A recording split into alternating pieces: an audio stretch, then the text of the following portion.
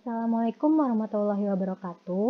Halo semua, di sini saya akan menjelaskan contoh soal dan pembahasan akuntansi keuangan. Apa saja sih materi yang kita bahas dalam video ini? Yuk kita simak dan pelajari. Nah, yang pertama, saya akan membahas untuk sistem pencatatan persediaan. Untuk sistem pencatatan persediaan itu memakai dua metode. Yang pertama ada metode perpetual dan yang kedua ada metode periodik. Nah, di sini saya akan membahas dulu untuk sistem perpetualnya.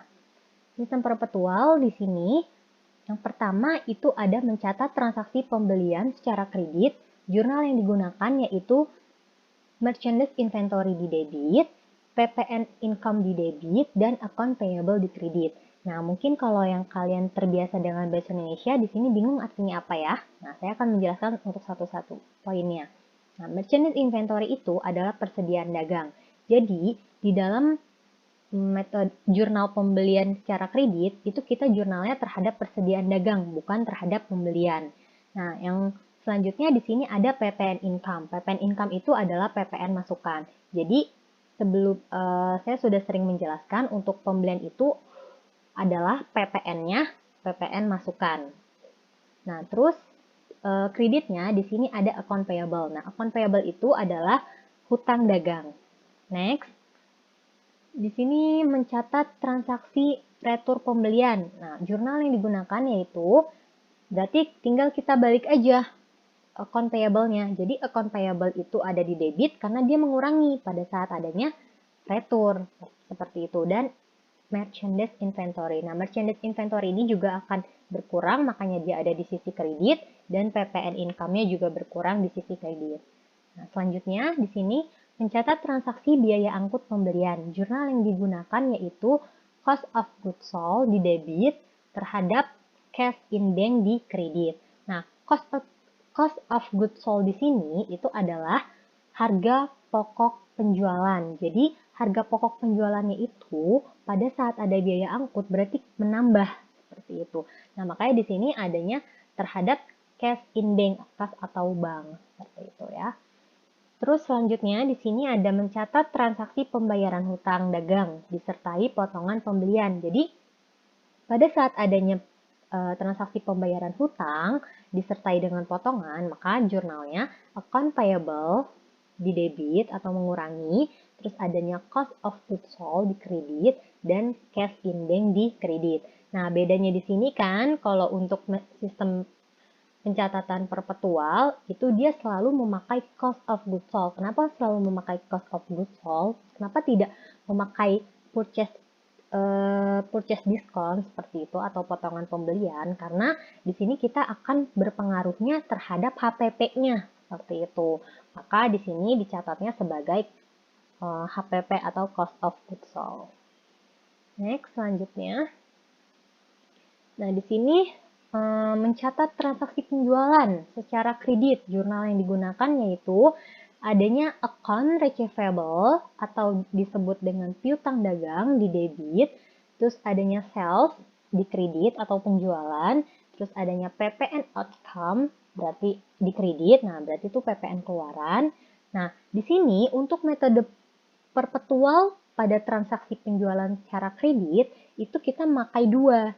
Jadi ada pada saat kita melakukan penjualan, ada saat kita melakukan HPP-nya, kita jurnal. Nah, maka di sini kita harus jurnal juga HPP-nya. Gimana sih cara jurnal HPP-nya? Berarti kan cost of goods sold di debit terhadap merchandise inventory di kredit. Jelas ya sampai sini karena kan kita melakukan penjualan, otomatis pengeluaran persediaan kita berkurang gitu. Nah, maka persediaan kita berkurang harus berada di posisi kredit dan menambah HPP kita gitu, HPP si perusahaannya. Nah, selanjutnya di sini mencatat transaksi biaya angkut penjualan. Jurnal yang digunakan yaitu freight collection atau beban angkut penjualan di debit terhadap cash in bank di kredit seperti itu. Jadi di sini kita memakai untuk bahasa Inggrisnya ya. Terus selanjutnya ada mencatat transaksi retur penjualan. Jurnal yang digunakan yaitu sales returnnya itu di debit, terus adanya PPN outcome itu di debit dan account receivable di kredit. Nah, kenapa sih di sini kita memakai sales return, terus ada HPP-nya juga, sama seperti pada saat kita melakukan transaksi penjualan kredit. Nah, di penjualan kredit ini, di sini kita kan terdapat adanya HPP. Jadi pada saat penjualan kita jurnal, pada saat HPP kita jurnal. Nah, begitupun juga dengan saat terjadinya retur. Berarti saat terjadinya retur kita harus jurnal dulu nih, retur penjualannya, baru kita jurnal untuk HPP-nya. Maka di sini untuk retur penjualannya dulu, itu di jurnalnya sales return di debit, terus atau retur penjualan di debit, terus PPN outcome atau PPN keluaran di debit, berarti kan PPN keluarannya berkurang. Kenapa berkurang? Karena kan kita melakukan retur, otomatis PPN-nya harus kita kurangi juga, seperti itu. Nah, di sini ada account receivable di kredit, juga berkurang piutang dagangnya. Nah, baru kita kemudian jurnal HPP-nya. Jurnal HPP-nya berarti merchandise inventory kita bertambah. Kenapa merchandise inventory kita bertambah? Persediaan kita bertambah itu karena adanya pengembalian barang dari si customer, seperti itu. Nah, cost of goods sold-nya berarti berkurang. Jelas sampai sini? Nah, next kemudian mencatat transaksi pelunasan piutang disertai potongan penjualan. Jurnal yang digunakan yaitu cash in bank di debit, terus adanya sales discount di debit, dan account receivable di kredit.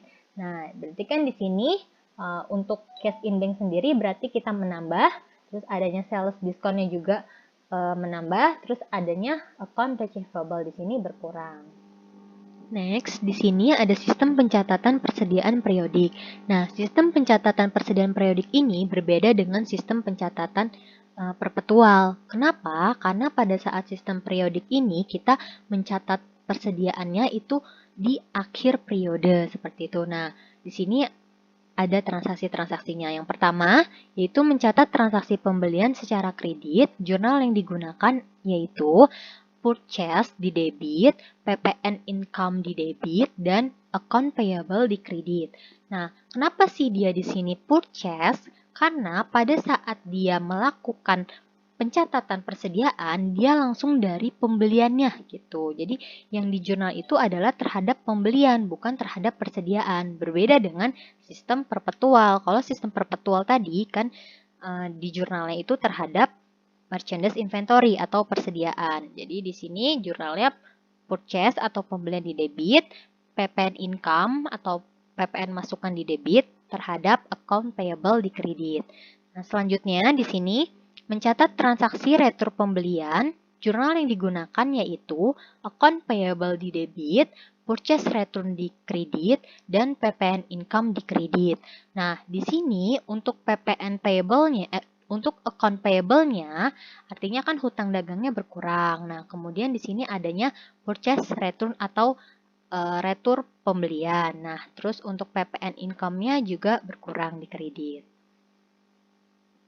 Next, di sini selanjutnya ada mencatat transaksi biaya angkut pembelian.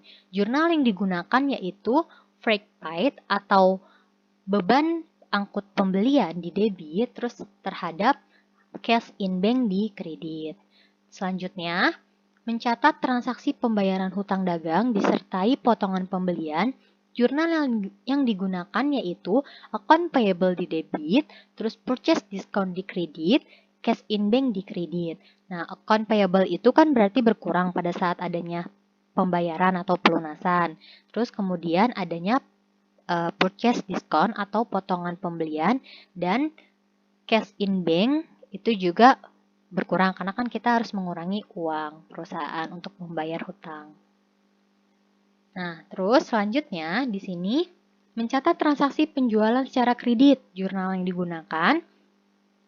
Nah, jurnal yang digunakan di sini adalah account receivable atau piutang dagang terhadap sales atau penjualan.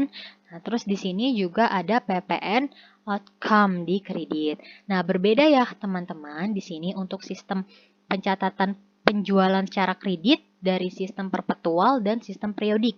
Kalau sistem perpetual dia memakai jurnal HPP. Tapi sedangkan untuk sistem periodik itu tidak ada penjurnalan untuk HPP-nya. Seperti itu. Jadi cukup account receivable di debit terhadap sales atau penjualan di kredit dan PPN outcome di kredit atau PPN keluaran.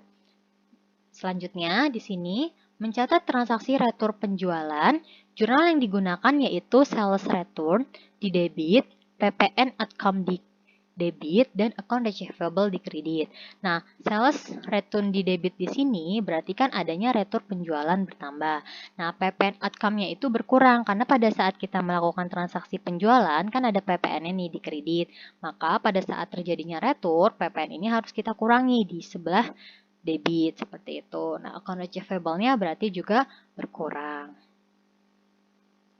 Nah, selanjutnya mencatat transaksi biaya angkut penjualan. Jurnal yang digunakan yaitu freight collected atau biaya angkut penjualan di debit, terus adanya cash in bank di kredit. Kemudian di sini mencatat transaksi pelunasan piutang disertai potongan penjualan. Jurnal yang digunakan yaitu cash in bank di debit, sales discount di debit, dan adanya account receivable di kredit. Nah, di sini kan berarti setiap ada pelunasan kita menerima uang gitu. Jadi cash in bank di debit bertambah. Nah, adanya sales discount juga di debit dan account receivable-nya berkurang di kredit. Nah, di sini untuk contoh soal yang pertama.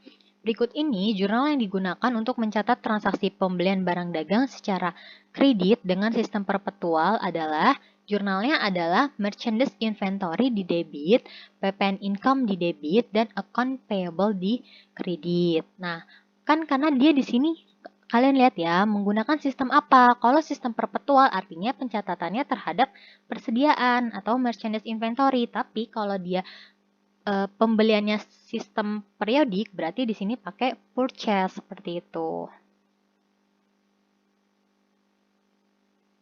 Next. Untuk contoh yang kedua, pada tanggal 8 Juni 2017 diterima pelunasan faktur nomor F06 sebesar 44.500. Nilai penjualan 40 juta. Termin 2/10 N/30. Tertanggal 2 Juni 2017. Dari data tersebut, jurnal yang dibuat menggunakan sistem metode perpetual itu adalah, nah di sini untuk account receivable-nya itu kan sebesar 44.500.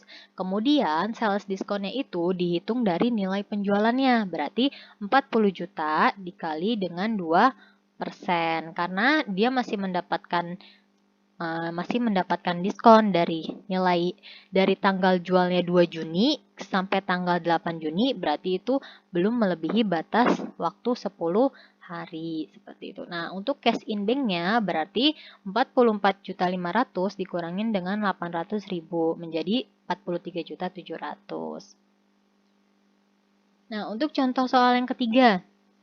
Di sini pada tanggal 2 Juni 2017 dibayar pelunasan faktur tertanggal 28 Mei 2017 sebesar 44 juta, termasuk PPN 10% untuk terminnya 2/10 N/30.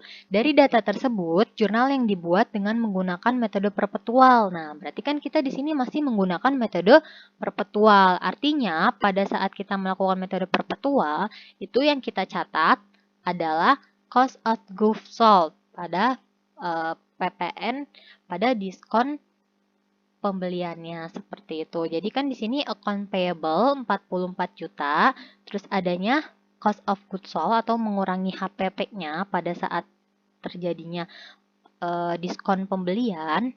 Berarti 800.000 didapat dari kan di sini 44 juta sudah termasuk PPN. Berarti kan PPN yang 4 juta, nilai harga belinya itu 40 juta. Berarti 40 juta dikali 2%, dapat HPP-nya 800.000. Terus untuk cash in bank-nya berarti kan dikurangin 44 juta dikurangin 800.000 menjadi 43.200 seperti itu. Nah, selanjutnya saya akan membahas untuk materi sistem dana kas kecil. Nah, di sini kalian pasti sudah tahu dana kas kecil itu apa sih? Biasanya digunakan oleh perusahaan itu untuk pengeluaran-pengeluaran yang kecil gitu, yang tidak melebihi dari 10 juta. Nah, biasanya sistem dana kas kecil ini itu ada dua, memakai dua metode, yaitu sistem dana tetap atau interest fund system dan sistem dana tidak tetap atau fluktuasi fund system, seperti itu. Nah, yang pertama di sini untuk pencatatan jurnal pada waktu pembentukan kas kecil. Berarti jurnalnya yaitu kas kecil di debit terhadap kas di kredit. Nah, terus selanjutnya, pada waktu penggunaan dana kas kecil, jurnal yang digunakan yaitu tidak ada. Kenapa tidak ada? Karena pada saat kita melakukan penggunaan dana atau kita melakukan nih untuk pembayaran listrik gitu atau untuk pembayaran air seperti itu.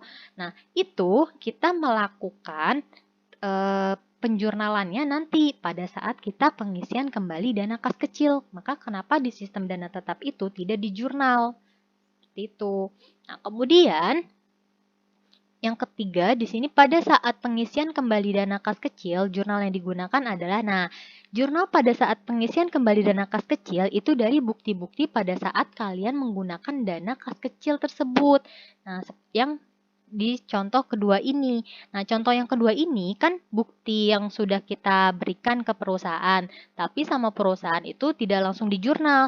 Nanti di jurnalnya pada saat perusahaan melakukan pengisian kembali dana kas kecil seperti itu. Jadi pada saat pengisian dana kembali kas kecil baru biaya-biaya ini dimasukkan di debit terus terhadap kas, bukan terhadap kas kecil lagi tapi terhadap kas seperti itu.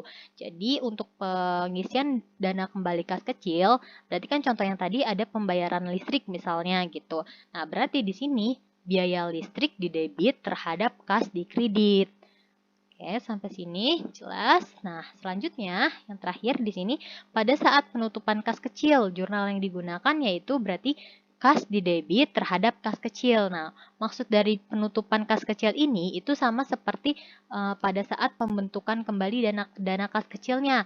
Berarti kan pada pembentukan kembali dana kas kecilnya itu kasnya itu sesuai dengan biaya-biaya yang dikeluarkan. Berapa sih yang dikeluarkan oleh si perusahaan untuk pengisian kembali dana kas kecilnya itu, artinya bukan pengisian kembali ya, tapi seperti kayak pembentukan kas kecilnya lagi nih, berapa sih gitu kas yang harus diperoleh perusahaan. Selanjutnya di sini ada sistem dana tidak tetap atau fluctuation fund system. Nah, yang pertama, pada waktu pembentukan kas kecil, jurnal yang digunakan yaitu kas kecil di debit terhadap kas di kredit. Nah, ini sama ya seperti dengan sistem dana tetap.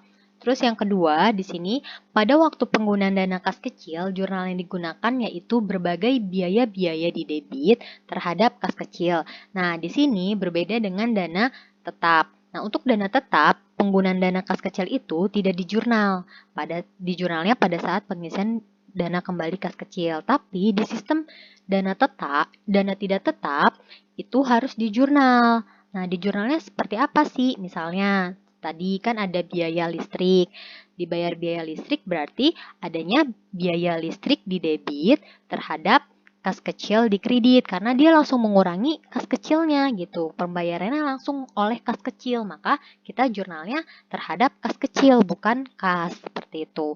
Nah, yang ketiga di sini pada saat pengisian kembali dana kas kecil, jurnal yang digunakan yaitu kas kecil di debit terhadap kas di kredit. Jadi kan di sini adanya kas kecilnya bertambah sesuai dengan pengeluaran yang kita pakai di bulan tersebut, misalnya seperti itu. Kenapa makanya di sini dia untuk sistem dananya itu kan dia harus sesuai dengan apa yang dia keluarkan seperti itu. Terus kemudian di sini ada contoh soal yang pertama. Tanggal 10 Januari 2016, toko Viva Elektronik diterima bukti-bukti transaksi sebagai berikut.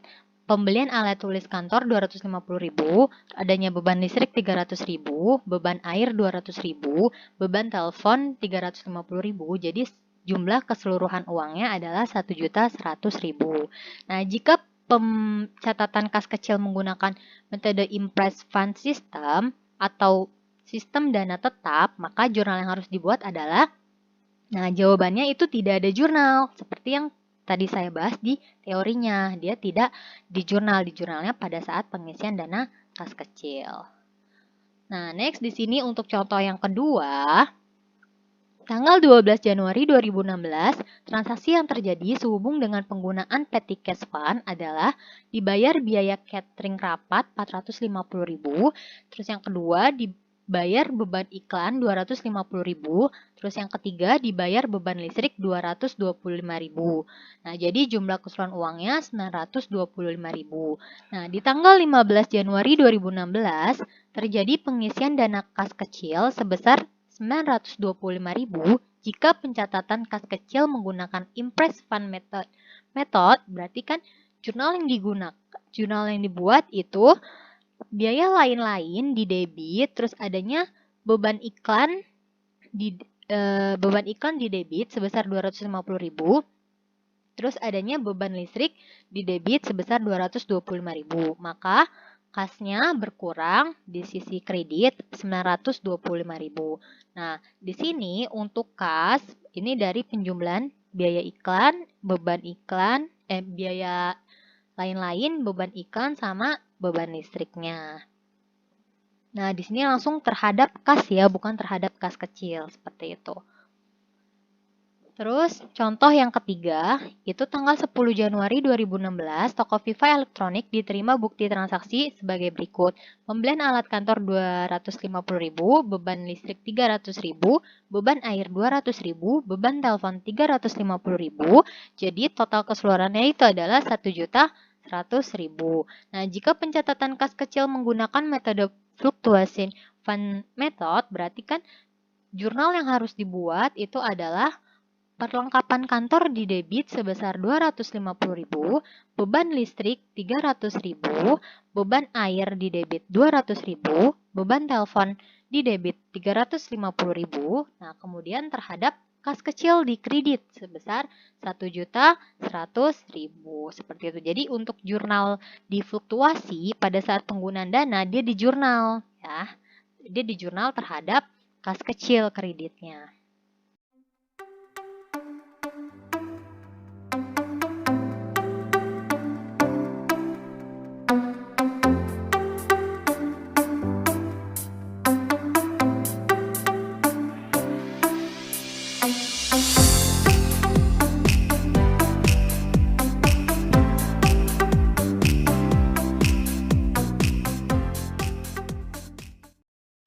Next, di sini ada contoh soal yang pertama.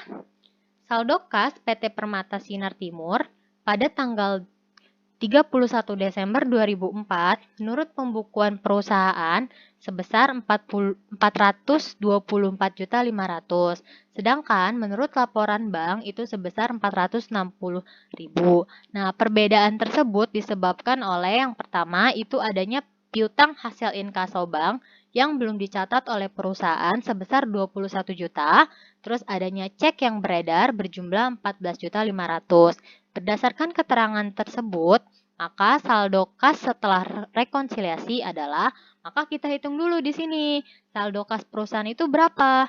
Kan di sini nih, saldo kas perusahaan itu sebesar 424.500, maka kita masukkan sini. Nah, piutang hasil inkaso bank yang belum dicatat oleh perusahaan berarti itu masuk kemana gitu, menambah di perusahaan atau mengurangi perusahaan. Karena kita mendapatkan penerimaan dari hasil inkaso bank, maka kas kita juga bertambah seperti itu. Maka di sini saya kasih poinnya plus, itu artinya menambah saldo perusahaan.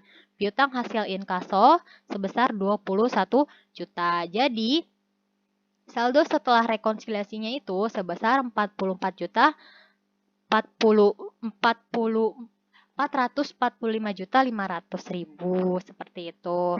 Nah, terus kemudian di sini untuk saldo kas rekonsiliasi bank itu ada 460.000. Nah, kemudian di sini ada keterangan cek yang beredar berjumlah 14.500.000.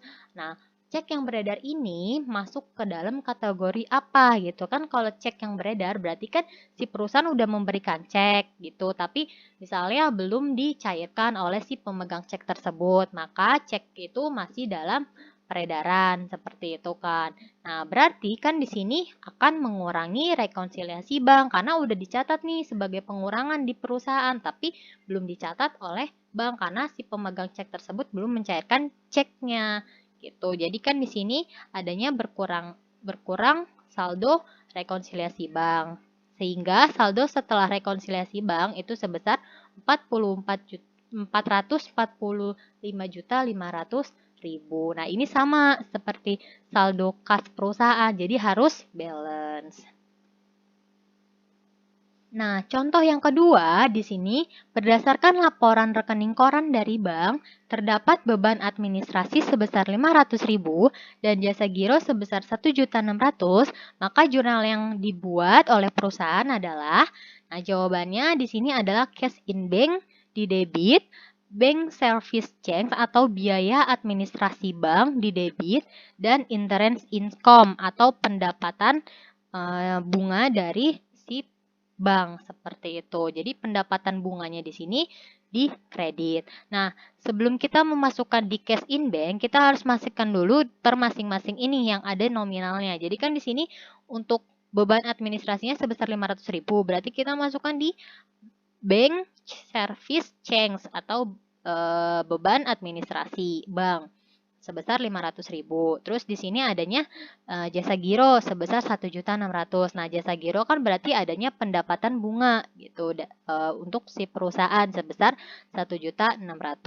Kemudian di sini adanya cash in bank sebesar 1.100.000 diperoleh dari interest income dikurangin dengan bank service change berarti sebesar 1.500.000.